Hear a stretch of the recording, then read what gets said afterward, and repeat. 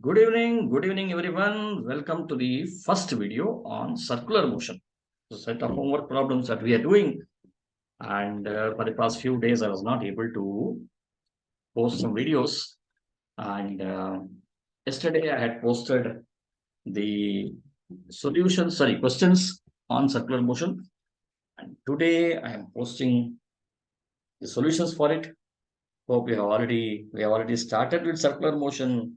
And doing problems based on this chapter should not be very difficult for you. You should be able to proceed it properly. Okay. So, and of course, some of you have written me like you suddenly stop the what you call the structured problems in mechanics. I agree. Got busy with several other things, tied up with many things. Had some classes. So as a result of it, I was not able to proceed. But anyway, let me see by this what do you call this Sunday. If possible, I would like to post all the problems. I've already taken all the problems, worked out the solutions, everything is ready. But unfortunately, I was not able to record. I recorded for some purpose and it did not work. The ring light that I have was not working. And so I had to order one ring light. Otherwise, the background will be very, very dark. So you will not be able to see anything. And as a result of it, I didn't do it. And moreover, my laptop also had some problems. The net connectivity was into stake. You know, we initially think that recording would be very easier. Okay, just to put it across, but it's not so easy. Thousands of problems over here. I had to come across all this. There are times wherein I had to record even the lectures in the night also, 11, 12 and all. What happens is when people will be sleeping and I had to go for a separate room or maybe sit outside in the hall. When I go for my next bedroom, the problem is my my parents are sleeping there, so I can't do it. Also, I have to sit it in the hall and do it. Net connectivity sometimes at night doesn't work. Oh my God! Don't ask me. Okay, so it's all anyway with all these obstacles, trying to do it as much as possible. Please bear with me if I'm not able to put across a video on a particular day. So it is not something like I was not ready or anything, but I have not stopped anything.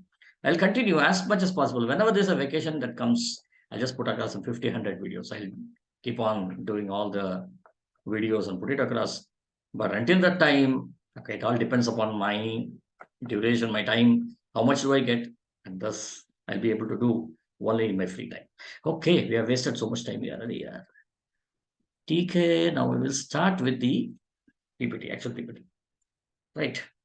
So yesterday I had posted the questions and today let us look at the solutions for it. Okay. So this is the first homework. In fact, tomorrow I should put one more also. Okay, fine. Let me do it. Right. Circular motion. Now, as you see, an object at the end of a wooden rod rotates in a vertical circle at a constant angular velocity. So yesterday I had told you what is correct about the tension in the rod. So this is what is a vertical rod. Wooden rod, an object at the end of a wooden rod is rotated in a vertical circle at a constant angular velocity. It's rotating like this. It goes like this and comes over here like this. Okay. What is correct about the tension in the rod? Yeah. Okay. What is correct about the tension in the rod? Now, it is greatest when the object is at the bottom of the circle, greatest when the object is halfway up the circle. If you analyze this, so it's a wooden rod, so the tension will be acting like this over here. mg would be acting like this over here. And since it is moving upwards, now the free body diagram for you tells you that it is T minus mv square divided by r is equal to mg. And as we know, let me call this point as A. So I can say that Ta is equal to mg plus mv square by r.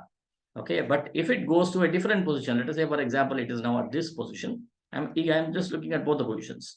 Okay, if it is at this position, then what happens is this will be your tension and this will be your mg cos theta. This is your angle theta here. This will be your mg cos theta. And as a result of it, the equation now looks like T minus mg cos theta is equal to, let this called as A, this is called as B over here. This should be mvb square divided by r. Definitely this VA and VB will not be equal because here the particle will be at a higher speed and here the particle will be at a much lesser speed. And as a result of this, you can write T is equal to mg cos theta plus mvb square divided by r. Okay, what is this now? This is the tension at B. Now, if you compare, now as the value of theta increases from 0 and it keeps on going until here, then what happens is the tension keeps on reducing. So, the tension is maximum at this point and minimum at this point. So, therefore, it is greatest when the object is at the bottom of the circle. This is the right answer. Okay. Just a minute. My mouse is not working. I don't know why. Just a moment, just somebody is at the door. I'm just coming. Okay, I'm back. Okay, so we have seen only one problem now. Now let us look at the rest of them. So a mass connected to one end of a rigid rod rotates at constant speed. Look at this. My God, something strange. Constant speed in a vertical plane. Can any object move with in a vertical plane with constant speed? Impossible. But this is possible only under one condition. What is it? You need to apply an external force, right? So when the object is moving like this, now what can happen is, now as it is moving, see, for example, the body reaches here, then the velocity will definitely reduce, right? So it cannot move with constant speed. But here it says constant speed. Very, very careful. Okay. This problem is extremely excellent. That's what I can say.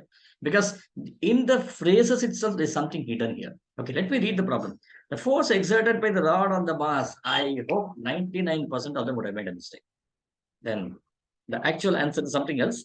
But most of them, when you read this question, even you would have written the answer as always directed towards the center.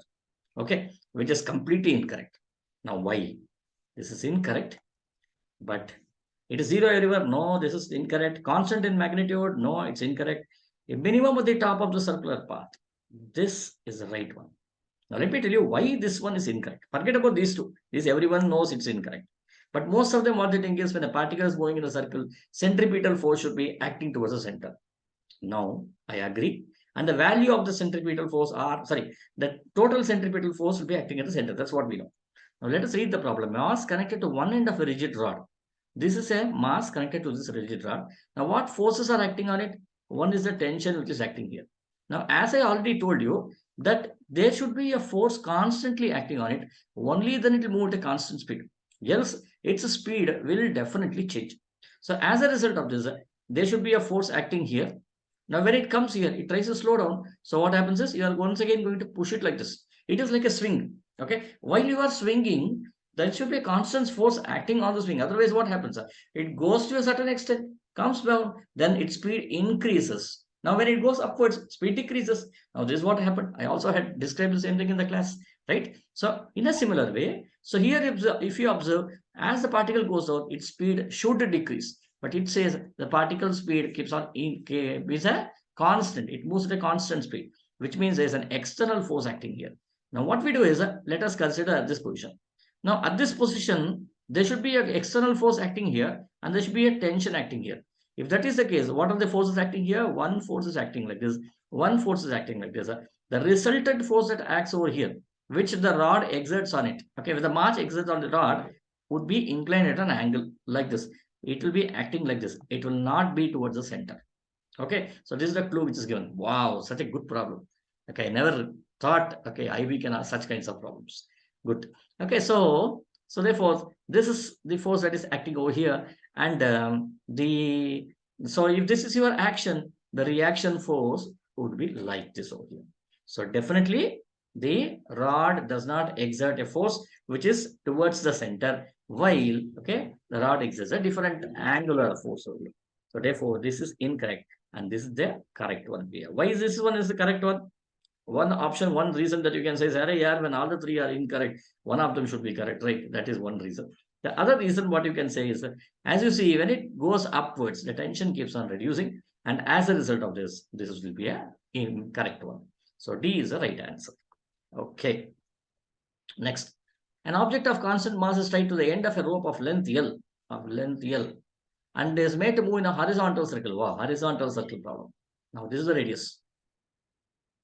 I will write it down once again. This was the older diagram I made. Now, this is the circle. This is a circle which it is describing. The object of constant mass M This is of length L, and let me draw. It is moving in a circle of radius R. Radius R. So what I will do is I'll just draw a dotted line here to indicate this is a supporting line. Let this be an angle theta here. Okay. Or if you, okay, let me take this angle theta here.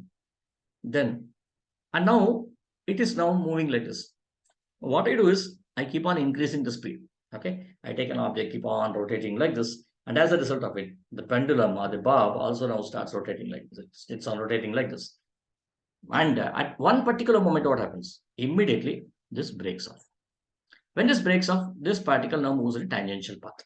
Agreed. Now, what's the question? At what other combination of the rope length will the speed drop, and with the rope length and speed will the rope break? Okay. So, if I in a similar way, if suppose if I increase my length, now what will happen? The new length is not L here. The new length could be this much.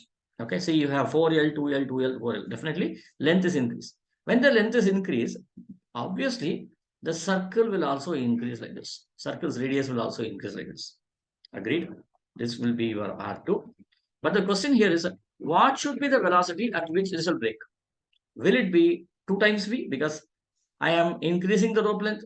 If I increase the length by 2 times, will the velocity also increase by 2 times, or 4 times V, or 6 times V? What is it?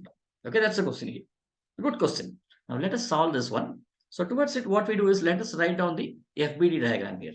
Now what is the FBD diagram here? Now mv square by r is acting like this. Many of them consider it is acting like this. It's not acting like this because it is describing a circle here. Where does mv square by r act? It acts towards the center of the circle, right? So therefore it is acting like this. Now if it is acting like this, how will it act? You are pulling it in this direction. Okay. So now it is like this, for example. Let me show you by my mouse. Now see, this is my mouse. Now I am circulating it like this. Wait. My mouse is my only experimental specimen that I have. With this, I can show everything. Right. Now you see, I am going to circulate it like this. Okay. Now I am going to make a circular path in this direction. So as I move it, it is moving in a circle in this way. Now what I do is, if I increase the length, so okay, now as it is moving, the circle is in this plane now. Okay, the circle is in the horizontal plane. When the circle is in the horizontal plane, this is my radius, and thus the centripetal force is now acting in this direction. This is my mv square by r. Now why do we get this? Why do we get this mv square by r? Because the tension is acting here, and this is my angle T. Okay, let me write down here. This is the length of the pendulum.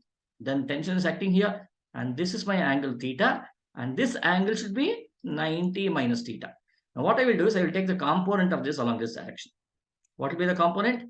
T cos of 90 minus theta, which should now be equal to T sin theta. So thus, this T sin theta is equal to mv square by r. Now let us write down. T sin theta is equal to mv square by r. Now from here, from the triangle, if you see here, this is my radius r, this is my radius r, this is the length L. So as a result of this, if I take this triangle, I can now say r by L is equal to opposite by hypotenuse, right? Let me write the triangle once again. So this is my r, this is my L, this is my angle theta. R by L, what is r divided by L? Sin theta. Sin theta r. I will replace this r by L. R is equal to L sin theta. Now I will substitute it here.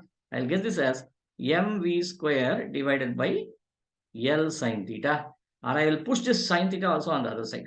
So what do I get over here? Which gets this T sin theta, this T sin theta multiplied by this sin theta will become T sin squared theta is equal to mv square divided by L. Now see, I have related the velocity and as well as L over here.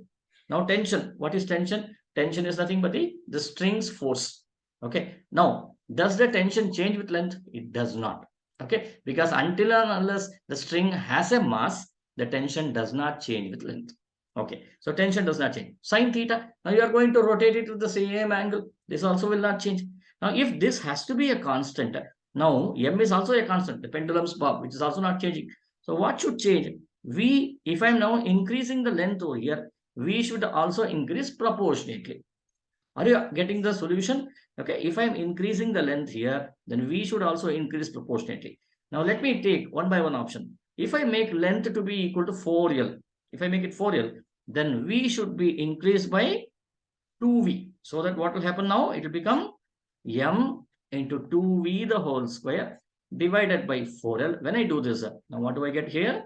Once again, MV square into 4 divided by 4L. 4 goes away. I write MV square divided by L, which is the same expression.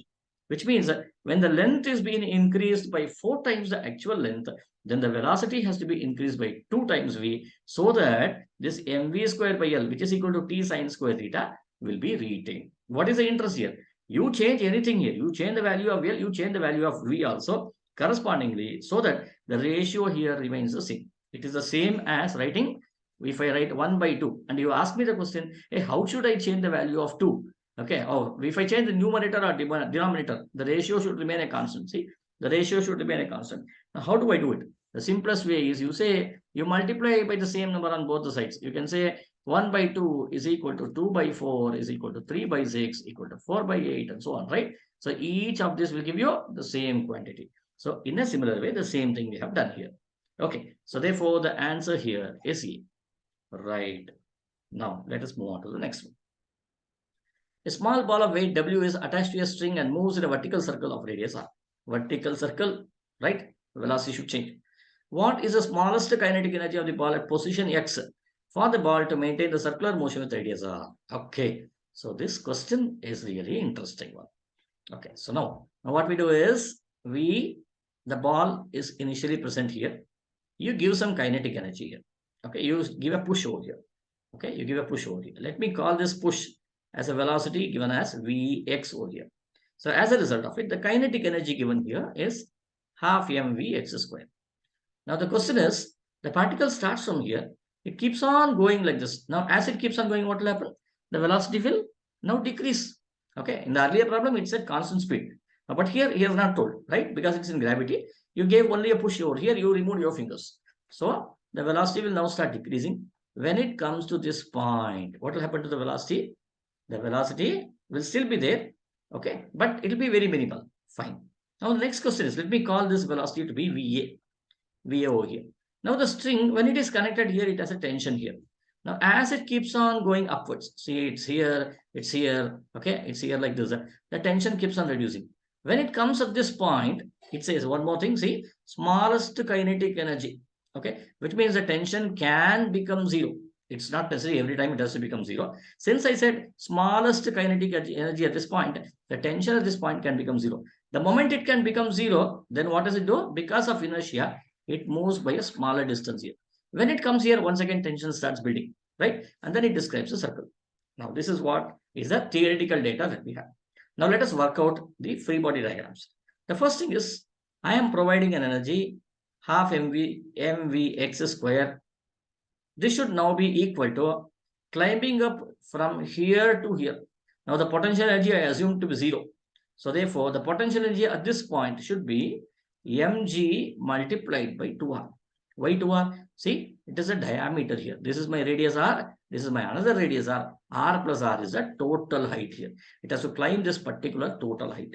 mg plus mg into 2r plus when it goes here. Now what is the velocity? He did not say anything about the velocity. He did not say VA is equal to 0 here, right? So let me assume this is nothing but half mVA square.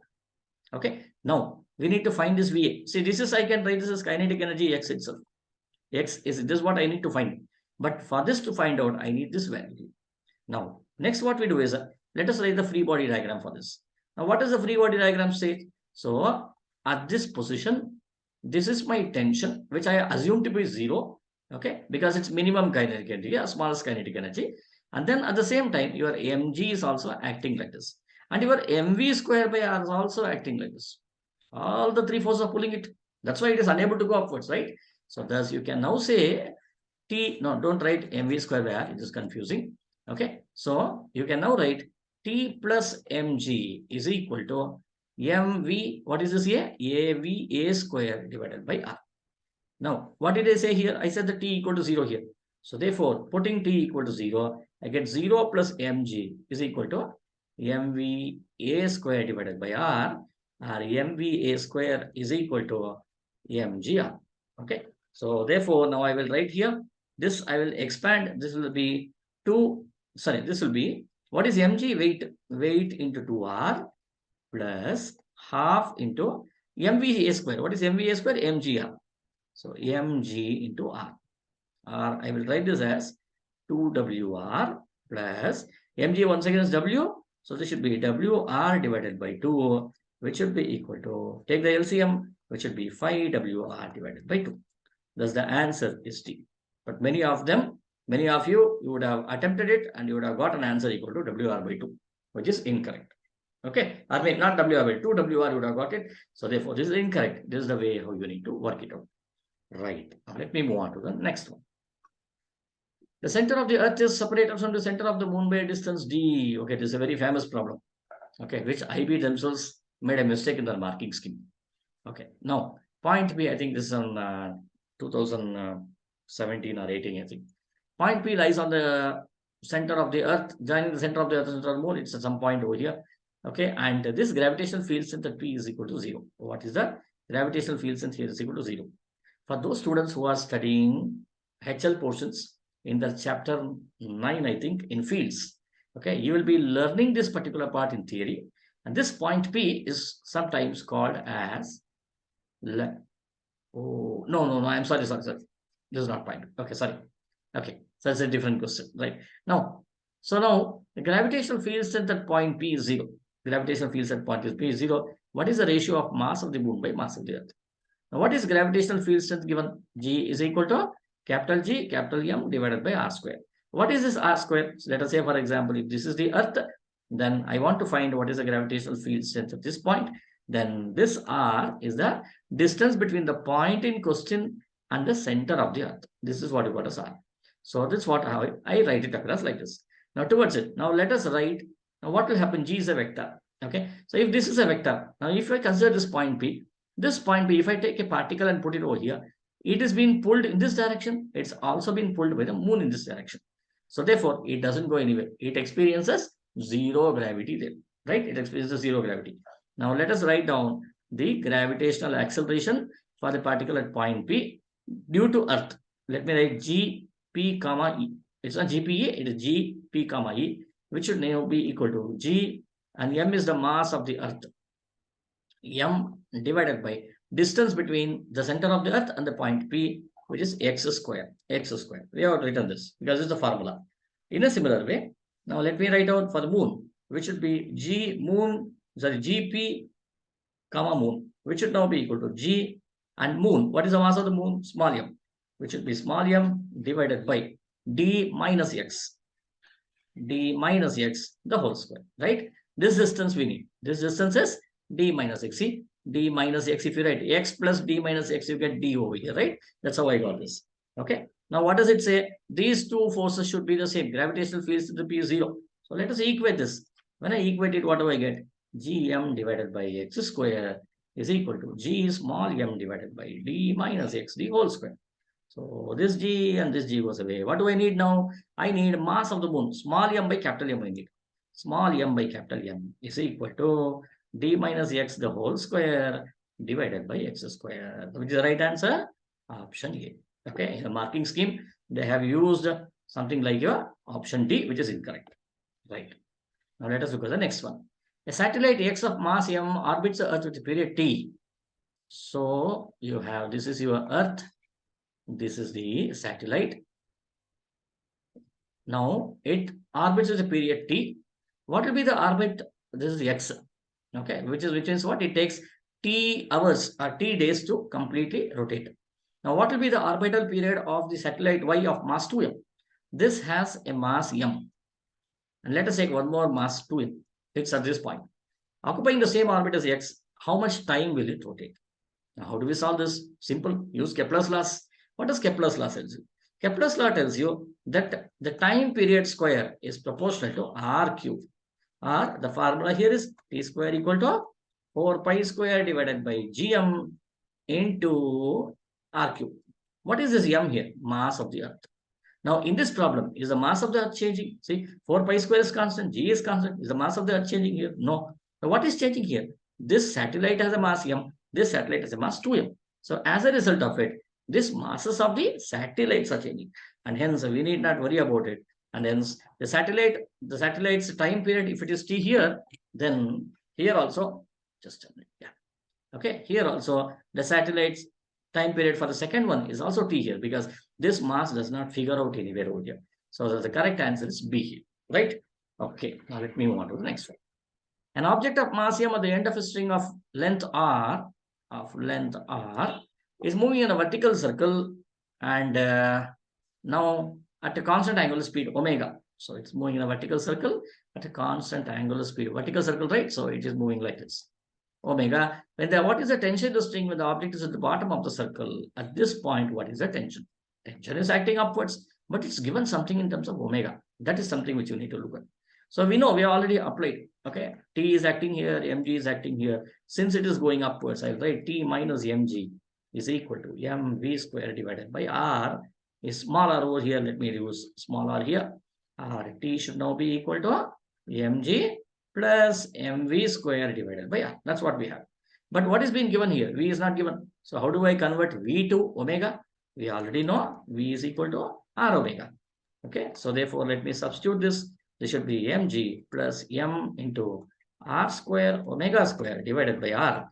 This goes away. Thus you get mg plus mr omega square, which should now be m into g plus r omega square. Which one is the correct one? M into r omega square plus g. So A is the right option. Okay, now let me move on to the next one. An object of mass m moves in a horizontal circle of radius r. Circle of radius r with constant speed.